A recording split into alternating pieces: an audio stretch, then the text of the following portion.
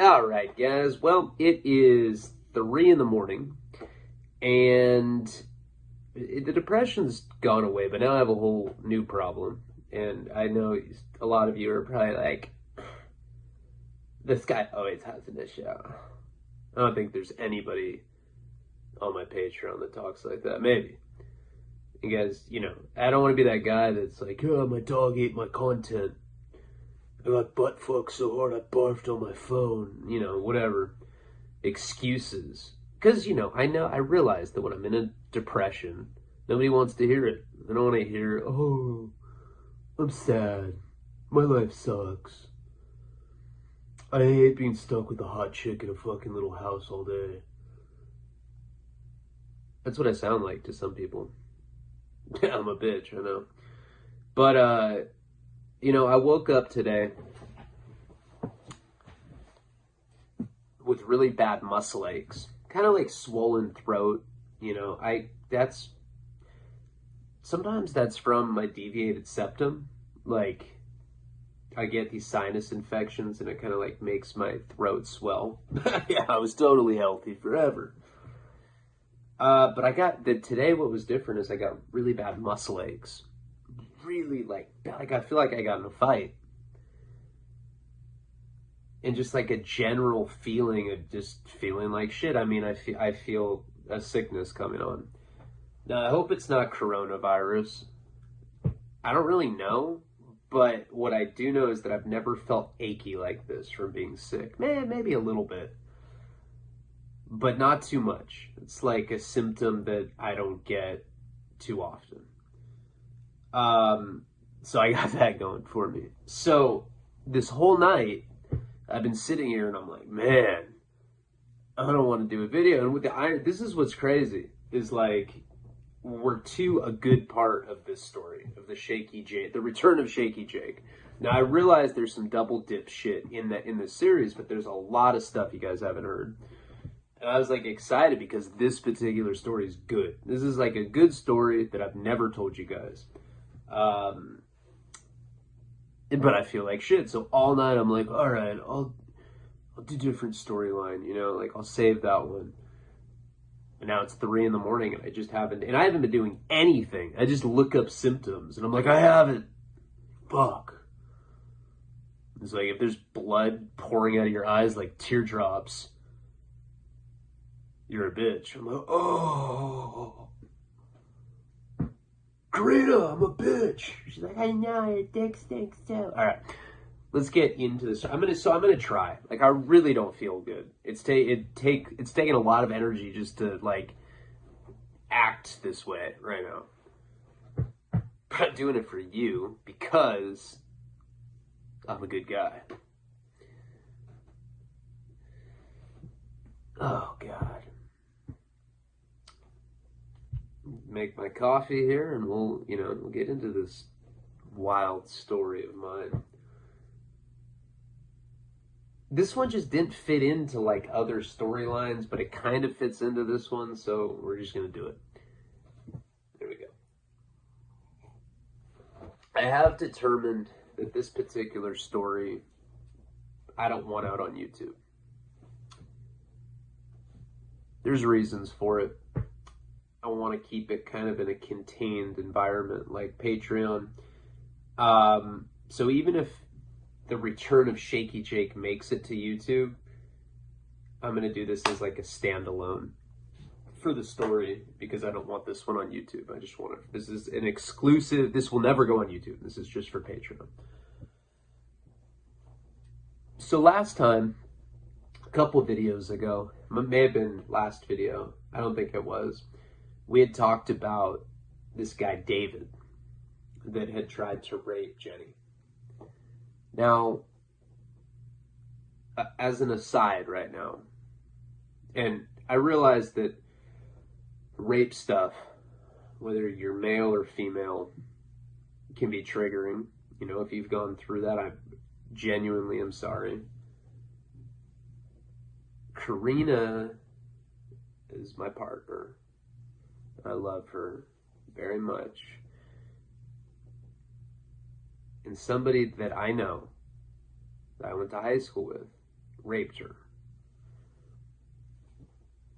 And it makes me really angry. And that's like, I've known about it for a long time. I have not run into this person, thank God, or I'd be in prison right now. But it's really difficult when you actually know the person that did that to someone you care about. And this is shit that, like, my whole life I've been dealing with these, like, sexual villains, like Kate's dad, Mike Virgin, creeps. I remember somebody commented, they're like, what the fuck? Like, how is it possible that you just are always around creeps? That's weird. I don't know. Smoking crack in alleys and fucking seedy motels and being in horrible, toxic relationships, you tend to be around trash. That's why. There's nothing I hate more than a fucking sexual predator. And the dude that did that to my chick has always been a piece of shit like that. There were rumors that he was doing that kind of stuff in high school. Never substantiated, but she wouldn't lie about that. You know, she told me a couple years ago. I was like, you want me to put him on blast? I'll put that fool on blast on social media. I've told the right people. He's kind of big in the weed game. And what is it? This does have something to do with this story. The guys are like, oh my God, another one of these deep, dark, depressing ones. Brian's kind of become a sailboat in some rocky, endless ocean. But yeah, so, I mean, this is relevant to this because this is a story about revenge that I fucking got on David. This dude that tried to rape a girl that I cared about, my ex-girlfriend, Jenny. So I don't know how funny of a story it can be, but it is a good story. And I'm dealing with that right now. And I don't know what to say. I hope I never see that guy. There's no way I could control myself. And I'm not even a really violent guy. I mean, I did stab a skinhead before. I did put in work in prison. But I'm not the kind of guy that likes violence. But I'll tell you what, that one deserves it. Few people, but that goes without saying. So when Jenny told me that, it was really unexpected because that guy, David, was not the kind of guy that you would expect to do something like that. Or at least maybe I didn't know enough about life then to be able to pick up on those characteristics right away. He was always really shy, you know, and the reason that I had met him, the way that I met this guy to begin with, I think I went into it. He owned a framing business in Santa Barbara. My art dealer, it was like one of like his good buddies. Like, I remember the art guy that like had paintings of dudes making out. He's like, it's wild, baby, it's wild. Oh, this one's wild, it's queer. I was like all fat and methadone. I was like, dude, this art sucks. He's like, shut up, don't be closed-minded. But he was a big pervert too. He always had these like fucking glossy volcano sex toys and shit. These like lubed up anal volcanoes. I was like, what's that? He's like, it doesn't stink. I'm like, that's not what I said. He's like, it's wild, baby. He's a weird guy. So it doesn't surprise me that he was friends with other sexual fucking deviants like this. But when I met David, he'd gotten divorced, I think, pretty recently. Wiry little dude. Very soft-spoken. He was intimidated by me. He saw my color tattoos and, you know, it was like, that guy can probably scrap. Don't want to fuck with him. He would just be timid around me. Now, it makes sense now. He had that rapist constitution. Because you have to be a straight bitch to do that to somebody. And he carried himself like that. Now, my art dealer had introduced me to him because I had that grand plan. I mean, I really put money into my grand plan, you know, and I have the paperwork. I have like everything from this time. Jeff scanned all the paperwork, like all my business plans and the PowerPoint presentations, the business licenses that I had, all the medical marijuana stuff I was doing. This was my grand exit plan. I was going to do an outdoor grow. I was going to yield $5 million worth of marijuana a year,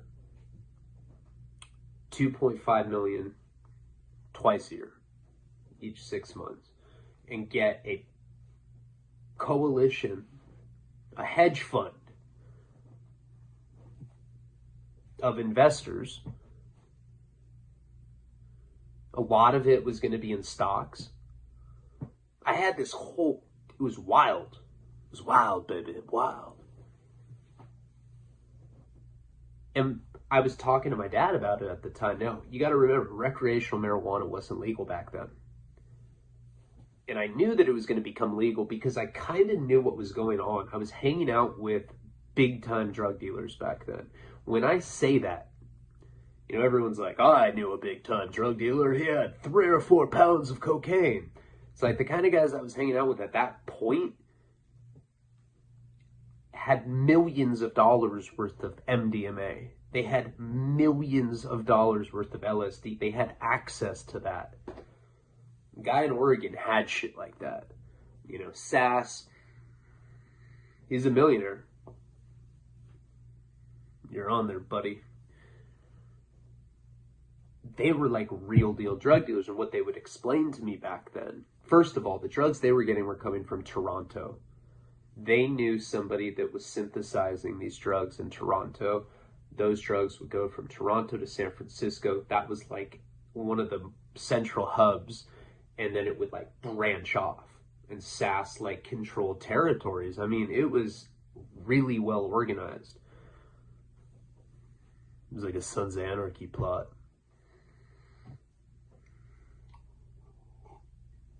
And what they told me, so he explained how all that shit works. Like I knew all about, you know, because LSD, the availability had gone down by 98%. In 2001, when the underground missile asylum in Kansas got hit, they said that there was enough LSD in that bus to dose the entire world twice. That's what the indictment said. I was in Victorville with one of those guys. But I knew the get down for the newer stuff, all happening in Canada. That's all of the LSD that's getting manufactured right now is in Canada. Like 98% of it. And the people that I knew were involved with the top people in that. I mean, these were like serious people. And what they told me is that the Mexican drug cartels were pumping in a shitload of money to keep marijuana illegal on the recreational level. But what started happening is in Northern California, in Oregon, in Colorado, there were collectives of growers that were making a shitload of money. Kind of guys that were like, yeah, lick my asshole, I'll give you 40 grand cash right now. And chick's like, okay, am I your girlfriend now? No, shut up, bitch, lick my ass. There's 40 racks. Like, guys like that, I swear. Debaucherous fucking dudes. Guys like that got together, they pulled their money together to combat the cartel money that was going in to try to keep these drugs, or to try to keep marijuana illegal recreationally, because the growers stood to gain if it became legal like that, because they were the pioneers, you know, they're the ones that like were paying off all the municipal courts and shit, getting all the recreational licensing years before it happened. It was a straight strategic move. They were telling me about this in 2008. It's going to be legal within a couple years, is what he said. It was supposed to become legal, I think, in 2010 or 11. Midterms, so 2010 is when it was supposed to become legal. So my whole grand plan was to get this huge outdoor operation, yield twice a year in own a dispensary while I was doing that, and then eventually build up my business, build it up where I'm netting millions of dollars a year, and then sell it, and then find some chick that'll lick my ass for 40 grand. I'll give you fucking 41. Who cares? I'm made of money. Stick my ass out. Yeah. Am I no. Anyway. So, one of the aspects of that plan was to do the grow operation so that it could be autonomous. That's my whole thing. My whole trip was that this was going to be an autonomous thing. It was going to support itself. It was going to use investors' money to create grow operations. Those grow operations were going to fuel the outdoor grow. It's like this whole fucking economic ecosystem that I was creating. The grow operations paid for the dispensary and the grow operations all worked in a confluence to fund the outdoor operation. So we had to find people to run these grows, you know, and at first we were like, all right, we'll rent 3 bedrooms, and we did rent a 3-bedroom that we blew up. 99 plants in that house. And then we were looking for a second one. Now, where my art dealer got involved, he was divorced, you know, and he was married to this chick that looked like, I don't know, some fucking, like, fitness lesbian. You know the type. Like the weird, like, flat top and the fucking Art Deco earrings. Like, yo, I swear to God I like dick. And you're like, no, come on. You don't pass the test. All right, I don't. That's why we got divorced. She was like that. She was like a girl that was married to him for a long time, and now she liked girls, which is cool, whatever. I love lesbians. All right, it was literally my favorite. If I could, I would wear pro-lesbian shirts. Be like, hey, lesbians like salute me when I go to grocery stores. What? So yeah, sometimes when I get into the story, I feel a lot better. I'm feeling better right now, and that's cool. I was feeling like shit, and I was dreading this, but I'm already having a good time. That's good for you. So when back then, I really had I could sell dreams. You know, I was a dream seller. And I was good. I wasn't as good as when I got trained for solar and got trained by like professional dirtbags. But in my own way, I had the gift of gab back then. And I pitched my art dealer. I was like, look, we'll be yielding $5 million worth of bud a year. Fucking, we'll get our assholes licked. He's like, yeah. Like threw a salt shaker at my face. It hit me. I was like, it doesn't even hurt. I just want money. So what he did, and I started telling him, because my dad had told me this. He said, look, put other people's money into it. Minimize your risk. That's business 101, right? Minimize your risk. Have other people do it. Okay. All right. So I didn't know people. The only people I knew were drug dealers. And the last thing I wanted was drug dealers to be putting money into an operation like this. I wanted it to be squares. My art dealer was a square. I mean, besides for his volcanic anal fucking cubes or whatever. And when I pitched it to him, he's like, I got the perfect idea. My wife, the lesbian, she was living in Italy at the time. Italy or maybe Brazil.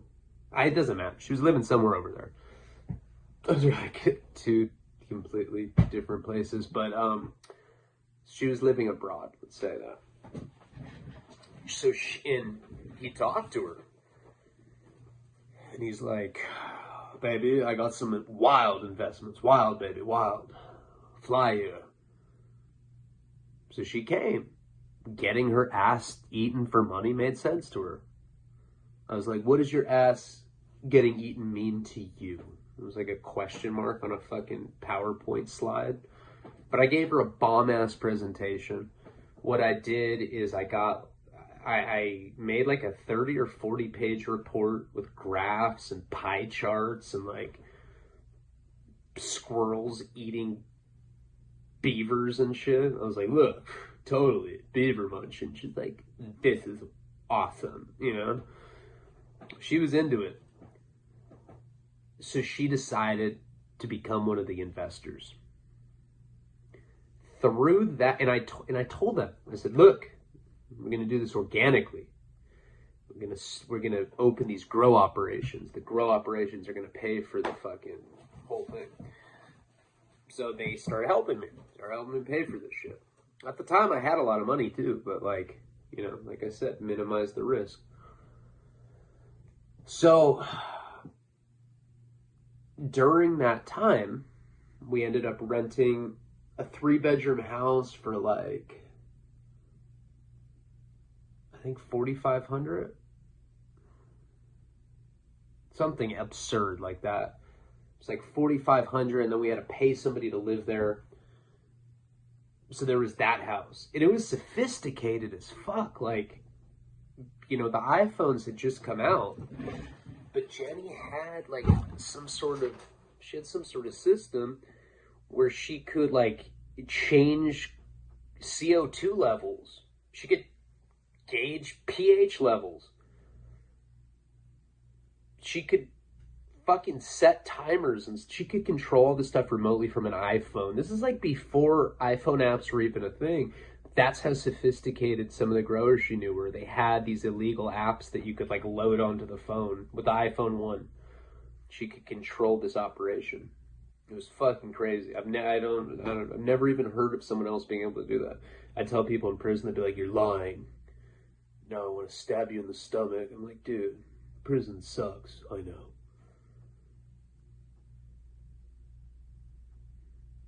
I miss my family. They'd be like, me too. They're like, just kidding. I killed my family, and I'm gonna kill you if you don't suck my cock right now. All right, anyway. So, as soon as they started putting money into it, they were helping me pay for these, you know, it's expensive. I mean, we're talking about like $20,000 just to get all this stuff going. I even went out to like have drinks with this guy that owned a hydroponic store. I was trying to get him to sponsor me. I remember I like bought him like a fucking what are those clove cigarettes? I like bought him some cloves. I was like, I heard you like cloves. He's like, I sure do. It's like, here you go, man. John, I'm just thinking, what a bitch. But I didn't say, I was like, here, man, cloves, yeah. So we had this whole thing going. Now, as soon as they started putting money into it, they introduced me to David. David owned a framing company. David didn't seem like a threat at all. Looking back on it, I never got that vibe from him, you know? He was a pussy through and through. So, and Jenny was tough. So just to think that he tried to do that to her was mind-boggling. Then Jenny died. You know, we'll get to that later on in the Shaky Jake series. This isn't about that. This is about David. This is about how I got this fool again, back. So when I was in prison, you know, and I could have told this story later, but I figured that, well, I explained the emotional part of her telling me that she got raped. I may as well just tell you what happened with this dude. And it's a good story. So, while I was in prison, not to jump around too much, but in the beginning, before she cheated on me,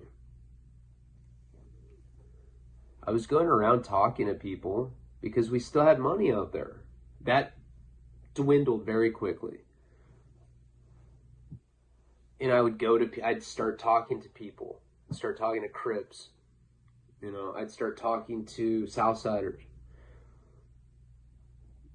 I started talking to an Asian guy. He was like, dude, I'm in here for tax evasion. I'm like, listen, I don't care. But that can kill somebody for me. And that's what I wanted. I wanted, maybe not killed, because that would be probably not good to say. But I wanted something bad to happen to him, and I wanted to pay people. And believe it or not, in prison, there's a lot of people that know a lot of people that can do shit like that. I started kind of getting into motion. The person that I found to do it was actually a skinhead. And he was telling me that he had this friend, I think Crazy B was his name. Something like that. Crazy something. Was it Crazy D or some shit like that? It was like a crazy and like a letter. They're all the same. Crazy A through Z.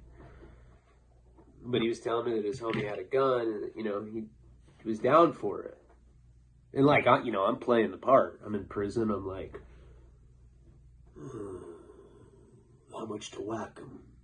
He's like, why are you talking like that, bro? You don't even talk like that usually. I'm like, never mind that. How much to end him? He's like, if you stop talking like that, we can have a fucking real conversation. So we had one.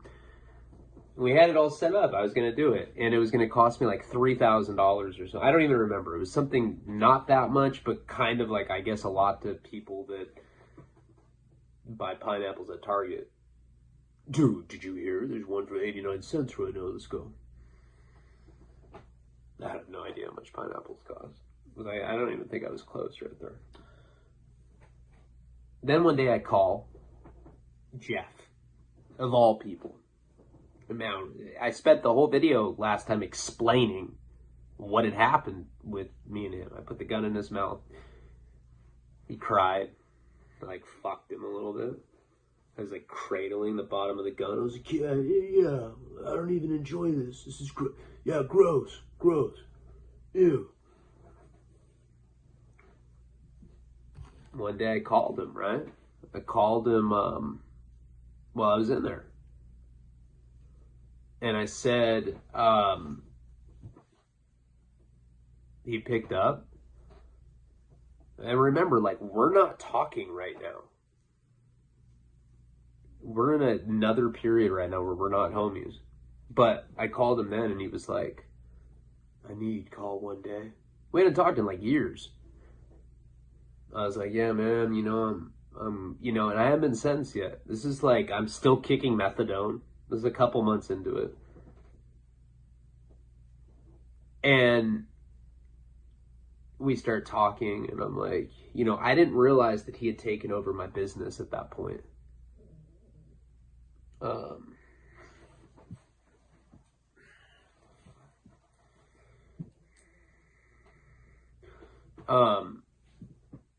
So anyway, he's kind of like incoherent talking to me. I could tell he was loaded. He's like, I knew that you'd call someday, bro. I love you. I was like, I love you too. He's like, hey man, I was at a hotel the other day. I was getting something. And Jenny was there. And she was fucking some dude in the other bed, bro, while I was in there. I was like, huh? He was the first one to tell me. I don't know if I've ever mentioned that before. I think the way that I told it before is the way that I wanted it to be told. Where I called, because I don't want to believe that shit. I don't want to believe that was true. Shortly thereafter, he told me that he was at a hotel and that Jenny was fucking another guy in there. Now, her and I hadn't had sex for like 2 years. I didn't even know that she could have sex. I was like, huh? She can't have sex? Of course she could. She wasn't on methadone like me. I was the fucking fat, impotent dude. I wore like Journey t-shirts. I was like, dude, Who cares? My personality's pretty cool, you know. Yeah, right. She wanted some dick. I get it. I get it. I understand what it's like to want to crave cock. So what I just said sounded like. And I was like, what do you mean by that? I don't know. Jeff, it was like almost like he enjoyed telling me this. Yeah, man. She really looked like she was enjoying it. She was kind of wincing. Kind of looked like it hurt, kind of. I think you had a big one. I'm like, God damn, man. Jesus Christ. So, about a month after that, I think, I call my house. I'm paying the landline. The dude picks up. Guy that I know. I know him. Nah, he's actually a really nice guy. The guy that was fucking my chick while I was in prison. But he didn't know me then. He was fucking some random chick that had a boyfriend in prison. I mean, can I be mad at the guy? No. He's actually a really nice guy. I became friends with him when I got out. He's like, oh my God, I'm the guy that, you know, if you want to fight, we can. I'll put one hand behind my back because, you know, I was in the wrong. He was cool like that. So when she cheated on me, by that point, I was already in motion to get this full handle. David. I already had the skinhead that had a friend out there named Crazy B or something that could do it for like $3,000. As soon as this guy picked up, I called my dad and I was like, Dad, Jenny's cheating on me. My dad's like, so? Hold on. There's a UCLA football game on. Call me back in like 30, man. Fuck. Like hangs up. I called him back. Dad. He's like, okay, what? The game's over. What happened? Jenny cheated on you? That sucks, Ryan. I'm like, look, Dad, you gotta go to our house right now and you gotta get all of my paintings. Because I still had all these paintings. Remember? That's how I was laundering my money. Be like, Dad, go get the Sinister Monopoly fucking paintings. You know, if Karina started fucking that same guy, wouldn't that be some shit? I'd fuck them up at that point. I'd be like, all right, dude, come on. Twice. We gotta fight now. But he's like so likable. And I'm like, fuck, okay. I'm more mad at her than you. Come here, big guy. Looks like rubbing his head. No, fuck him. Alright, so my dad goes over there and grabbed as much shit as possible. But man, there was some stuff that was over at that house that was irreplaceable. Straight up. I had a Hunter S. Thompson Gonzo fist, Hunter for sheriff, signed by Hunter. That doesn't matter now. I have the cigarette holder. You know, who cares about that fucking sheriff painting? I told Johnny that too. That whole story. He's like, fuck that. Here. He gave me that. That's way cooler than the poster.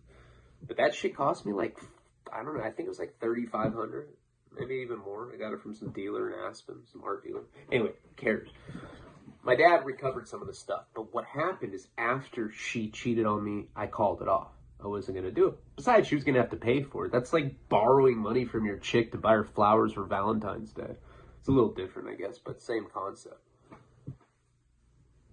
So,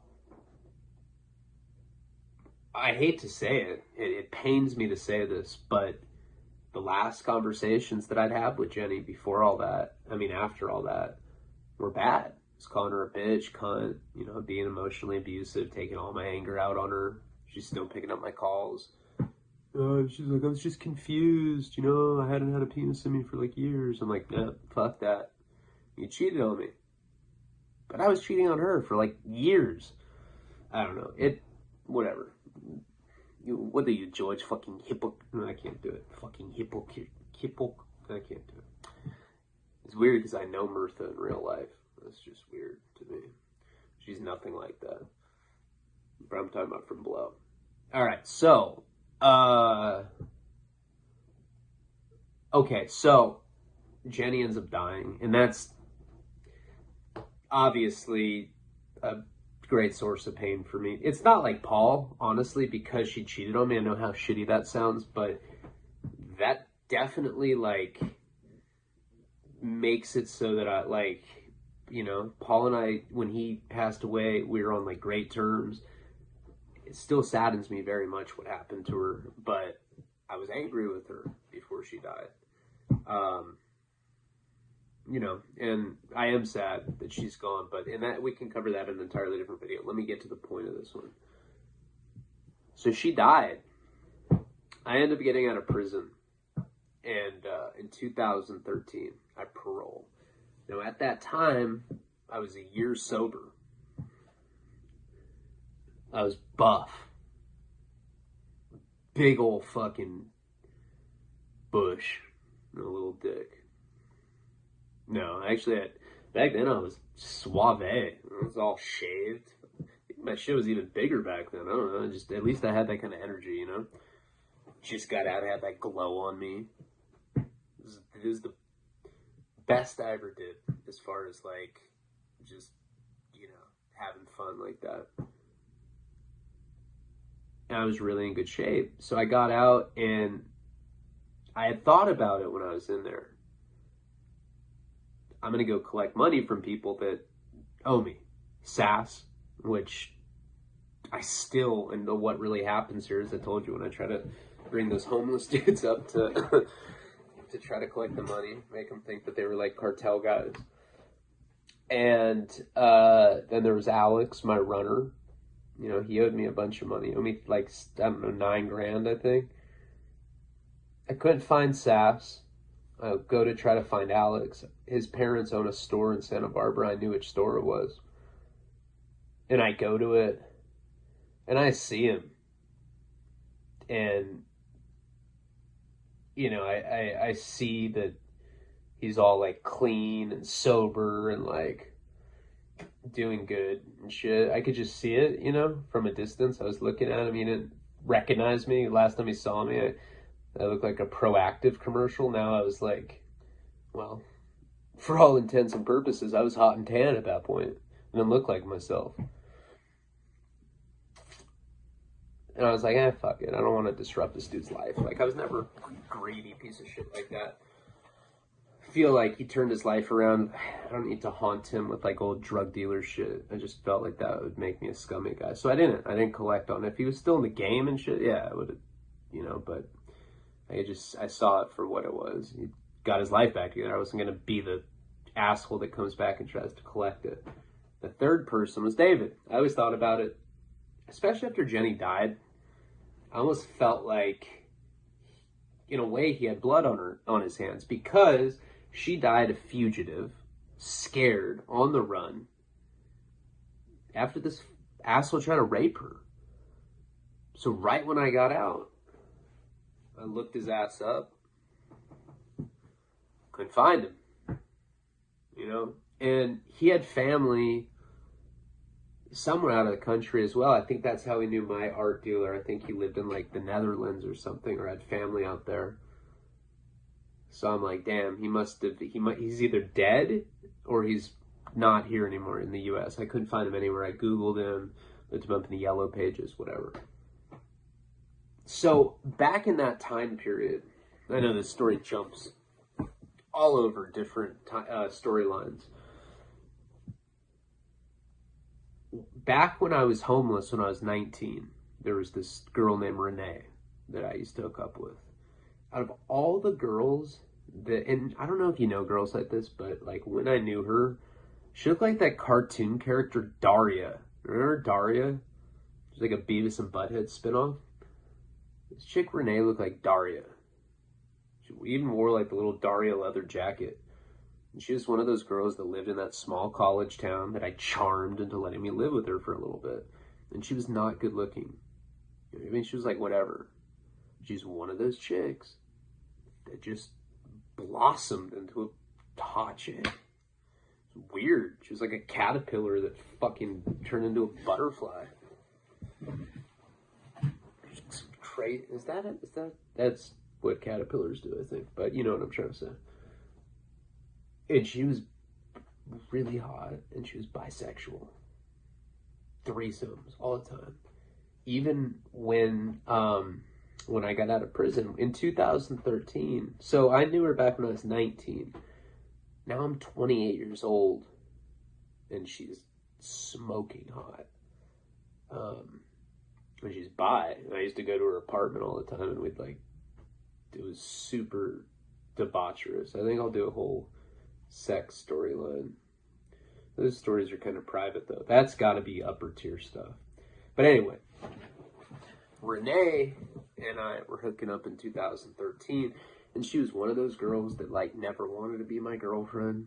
She's like, hey, I'll give you sex. I'm cool. We can hang out. But I don't want to be your girlfriend ever. I'm like, damn, that's a fucking great deal. Okay. So she was kind of one of these girls that was always, like, in and out of my life. Now, fast forward again. So I couldn't find David. I get out, hooking up with this girl, Renee. Eventually, I meet who I call Casey. That's not her real name. She's the fiance. Well, during the sober years, 3 years sober. I was in a healthy relationship with this girl. Well, somewhat. I mean, none of my relationships have been very healthy. Karina is by far the most healthy I've been in. And it's still, like, not, you know, cupcakes and rainbows. I'm like farting rainbows. I'm like, it's like, put sprinkles on a cake. I'm like, what? I farted sprinkles. She's like, yeah. All right. That one's getting played up. All right, so anyway. After I relapsed with Casey, she left me, and I went on that really bad downward spiral.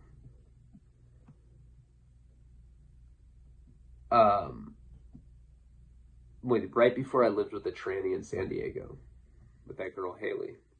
Right before all that, I was living in Pasadena with Riggy Mars.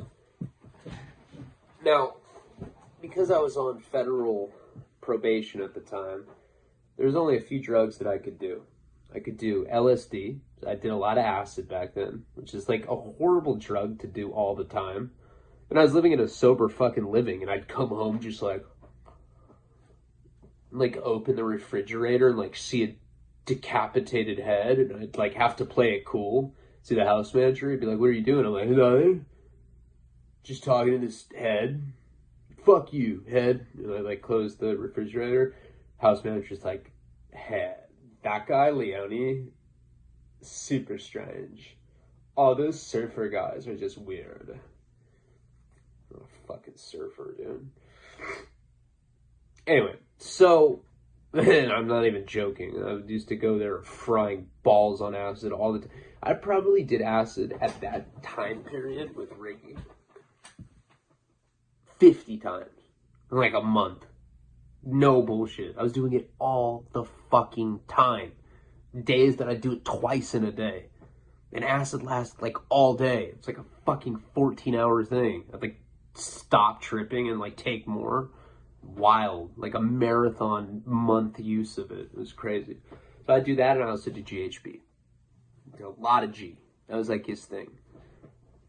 Go to bars and get in fist fights with jocks. Like, ew, look at those two. They must be queer. And we'll be like, what? Fuck you, fool. And we'd just go up and take off on them. Get beat up, too, because we'd be on GHB. So, like, we thought we were tough, and you're, like, in slow motion, and people are just beating the fuck out of you. And, like, you can see your arms trying to hit them, but you can't really hit back. It sucks. So, during that time, I end up meeting a GHB dealer. Yeah, the GHB dealer, I think I may have talked about before. He was a straight up piece of shit. He lived downtown LA. He was always hanging out with Asian kids that had like spiked fucking frohawks. They looked like Street Fighter characters. They'd be like, sup, fool? Check out my Honda. You know, and they'd like have these like systems in them. I'm like, damn, dude, you're like in your fucking 30s. What are you doing, man? Check out this subwoofer. And they'd like put on like some fucking anime music. I don't know what the fuck. So I started getting acid and G from this dude. He also sold meth and he sold other stuff. But one day I was at his house and he's like, hey man, you want to buy any roofies? Roofies? date rape drug? He's like, shh. Yeah. I was like, what the fuck? No, dude. Like, you're joking, right? He's like, yeah. I'm like, you don't have that, do you really? Why the fuck would you have that, man? No, I don't really have that. I was just seeing if you were cool with stuff like that. Why would I be cool with rape? Who's cool with rape, dude? The fuck? God. Fucking weirdo. It's like, you know, we're not at UCLA, you know? It's like, rape girls. I'm fundamentally against that. And that was the last I heard of it with him. So, same time period, that girl Renee is living in Santa Barbara. And I hadn't seen her. Now I'm like 30.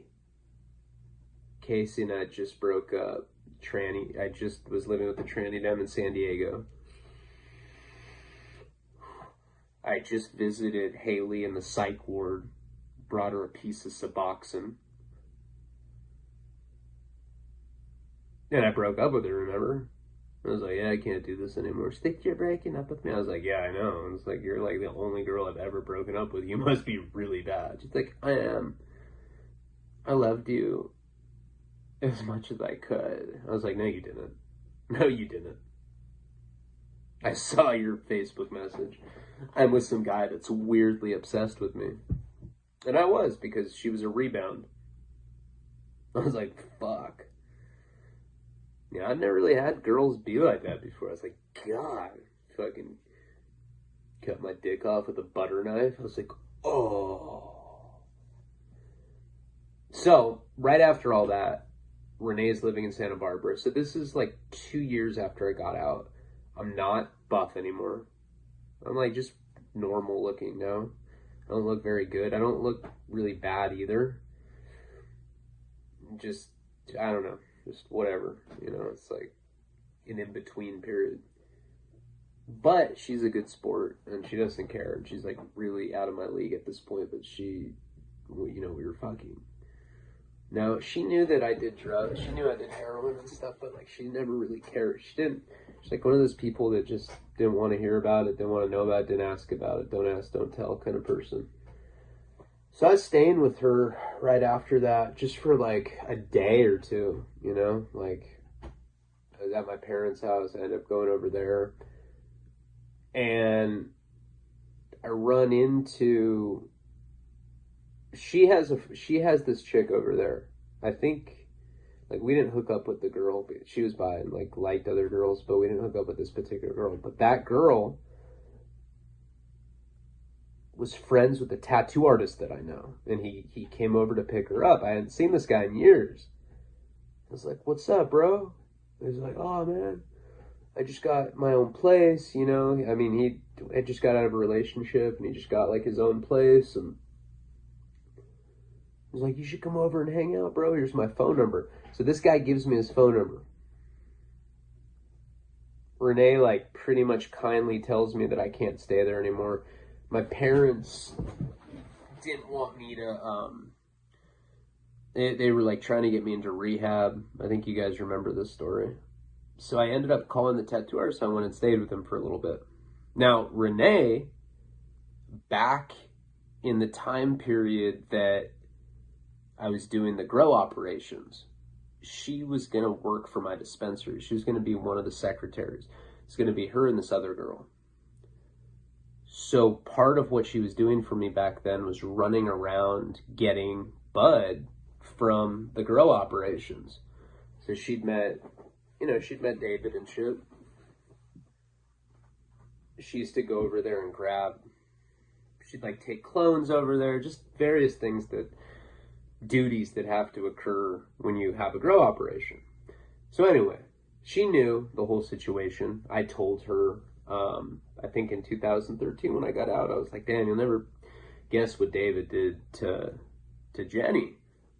Try to rape her. She was like, damn, what the fuck?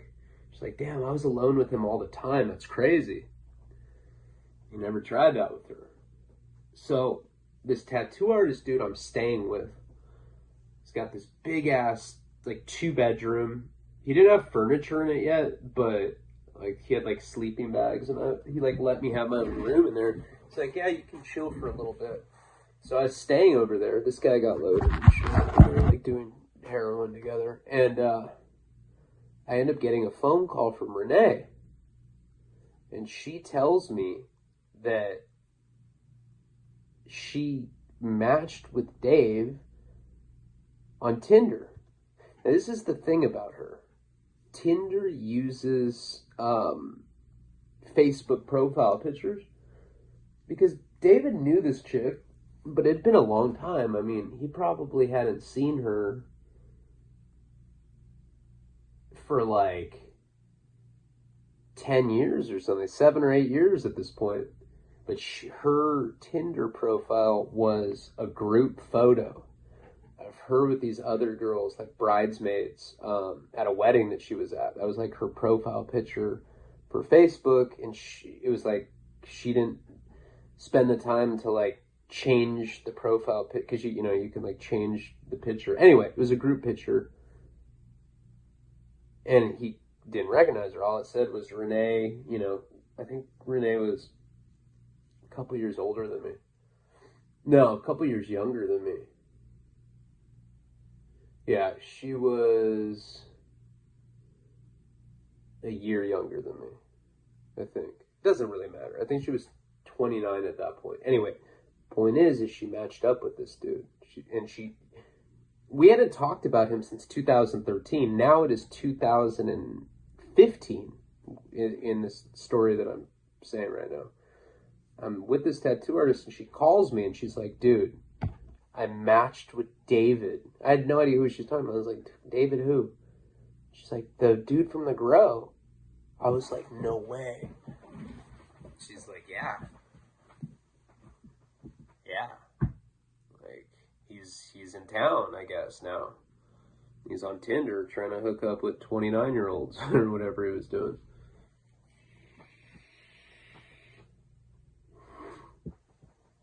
So I tell the tattoo artist, I'm like, dude. I tell him the whole story. How you try to rape Jenny, and, you know. And he's like, what do you want to do?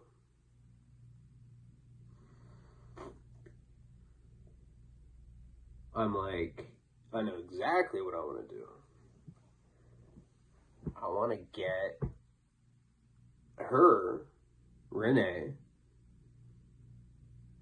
to roofie that fool, and I want to stick a broomstick up his ass, film it.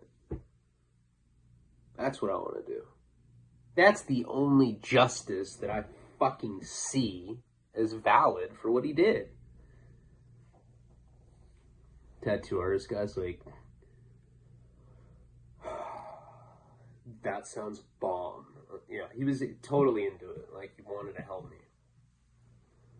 So obviously we needed Renee to lure this dude in. This is the problem, though. David tried to rape Jenny. So Renee was not trying to volunteer to be the bait for this fool. What was she doing at the time? She worked at like a fancy, I think she worked at the Biltmore, like a fancy ass hotel in Santa Barbara, and she like was like one of the she was like in the lobby, like one of the receptionists there. Something like that. I don't know. Wherever she worked, though, I remember she had, matched with him. And I told her right away, I was like, hey, I want you to help me lure this dude. And she didn't want to do it. And I was like, look, come over to so-and-so's house, the tattoo artist, when you get off of work. So she came over after work. So I think she worked at a hotel. She's wearing like this, I remember she's wearing like a Hillary Clinton pant suit thing. And I was like, come on, Renee. I was like, because she became friends with Jenny. Like, we hooked up with Jen. Like, we had a threesome with her. They were friends. Jenny wasn't a jealous type. She liked girls. And I was like, come on, do it for Jenny. And they was like, nope, I'm not doing it. I was like, we do it for money? She was like, how much money? I was like, well, how much money would you do it for? She's like, what do you exactly do you want me to do? And I was like, all right, so I got this dude in LA that can get roofies. They both were like, huh? And I was like, yeah, he's a piece of shit. They're like, why do you know him? I'm like, well, because I get GHB off him. And why do you get GHB? I'm like, shut the fuck up. I'm not a rapist. I take GHB because I'm a dope fiend. He happens to have roofies. What I want to do is I want you to start interacting with him. And I want you to go out to a bar, a public place, and I want you to roofie this fool. She's like, how do you roofie someone? I was like, I don't know. And we like Googled it. I was like, you can put it in his drink. She's like, I don't know. What if he rapes me? I was like, he's not going to rape you at a bar. Come on, Renee. How much would you do? And she's like, can I get in trouble for that? I'm like, I don't think you're going to get in trouble for roofing a dude. We'll just make sure that we're in a close proximity. We'll be sitting in the car. Got any problems? Shoot us a text message or something.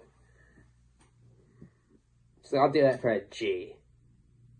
Now, I had no money at that time in my life. I was like, so you won't just do it for your late friend for revenge. You have to do it for money. She's like, I'll do that for a J. I didn't have that kind of money. I was like, fuck. My tattoo artist friend was like, I'll loan you that, dude. And he's like, fuck this dude. I want to get this dude. I'll loan you. I'll give you the money. I'll give you $1,000 if you do this, if you lure this dude in. I'm just like, okay. I was like, all right, let me get your phone. So I got on her phone and started messaging with this fool. It's like, hey. He's like, hey. And she's like, and I was talking to him and I was like asking him all these questions about himself. I was keeping it real casual, but I started like a conversation with him. He wrote back right away. He was telling me that he had just gotten back from somewhere, but I cannot remember where it was. It might have been the Netherlands, like I was saying. I just don't remember. But him and I start talking. He thinks that I'm her, and I just start this conversation. You know, just typical shit. It was kind of fun, like pretending that I was a chick. I was like, yeah, my pussy itches. She's like, oh, don't say shit like that. No, I didn't say that.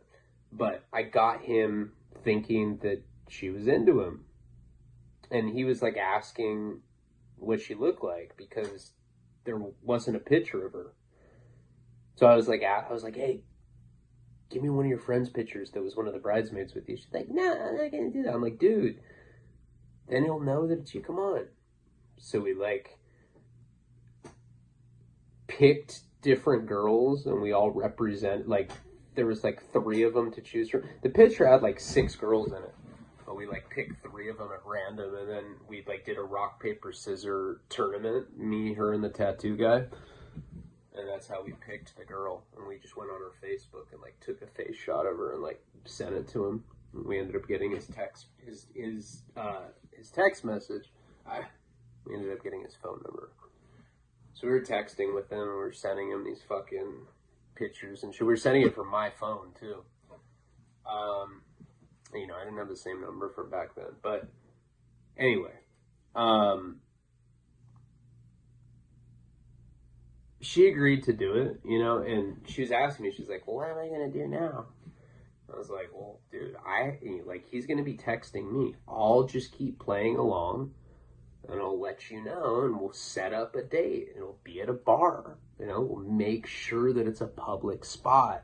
And then all you got to do is drug him. I didn't even have the roofies though. I had to go get him. You know, this tattoo guy ended up taking me down to LA to get him. And we will get into what happens next in the next song. This is a good story. This is like a 2-part video. This is a good one, though. This is a fucking good ending. Never really talked about this story because I don't know. It's not the kind of thing I want to talk about on YouTube. I mean, dude, this is a real thing that happened, and it's the ending is not good for this guy. He didn't die or anything, but I feel like maybe I could get in trouble for it. And plus, I want to respect my ex. Alright, guys. I'm exhausted. I don't feel good. I am proud as fuck that I sat down and actually did a video. I really do love you guys. And I'm going to try to do 2 tomorrow. But I'm really proud. I liked this video. And this one ends really well. I was into it.